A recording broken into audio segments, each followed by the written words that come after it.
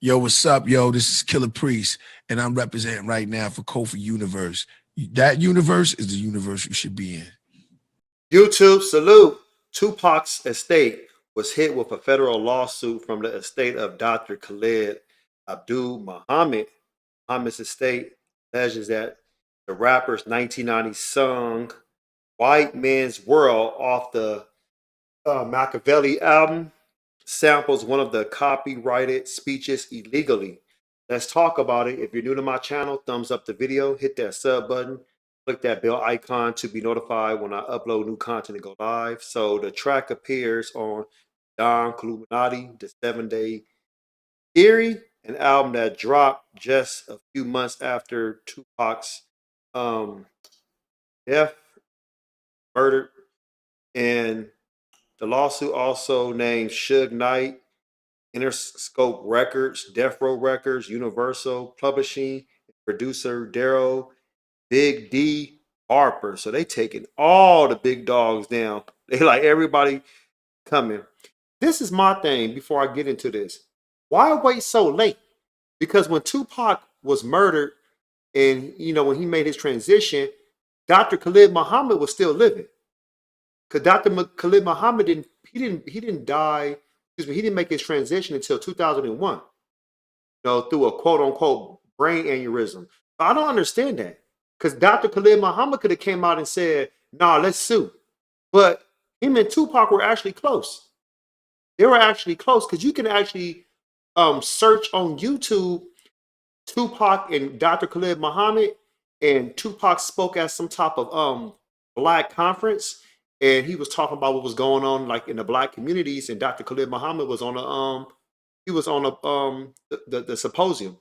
So according to the lawsuit, the song uses the excerpt from a lecture Muhammad gave at the Black Holocaust Nationhood Conference in 1993. See, that's what I'm talking about. That's the conference. He was there.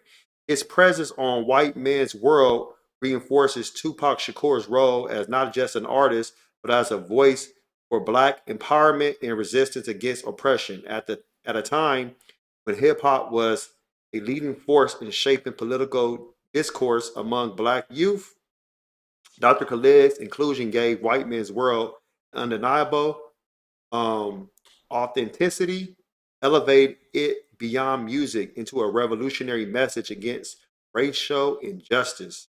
Lawyer Malik D. Shabazz alleges they're asking for $5 million. Shout out to Malik Shabazz, man. I haven't heard from him in a minute. The minute since I heard from him. But this isn't the only lawsuit involving Tupac to be filed recently. However, earlier this month, former president and co-founder of Bad Boy Records, Kurt Burrows, also filed a bombshell lawsuit against Diddy. He accuses the Mongo of sexual abuse, violence, coercion, career sabotage, extortion, and more. The lawsuit also includes an allegation that he was connected to Tupac's death.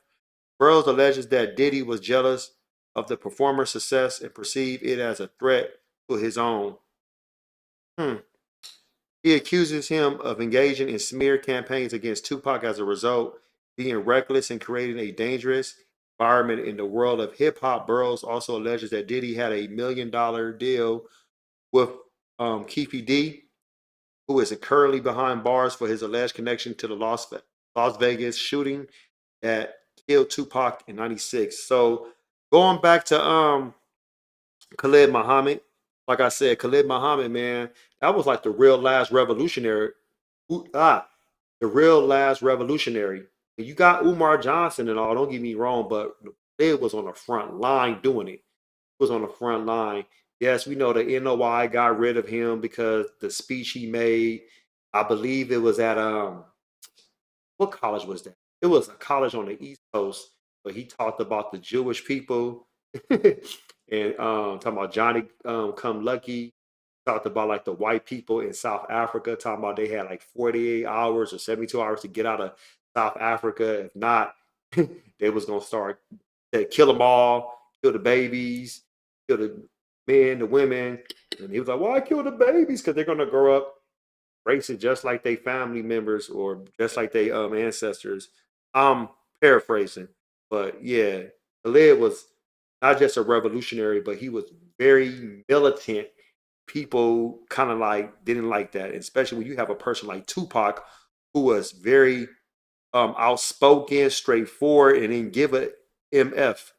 And Khalid was outspoken. He was highly intelligent, had a doctorate, from UCLA. He didn't play that.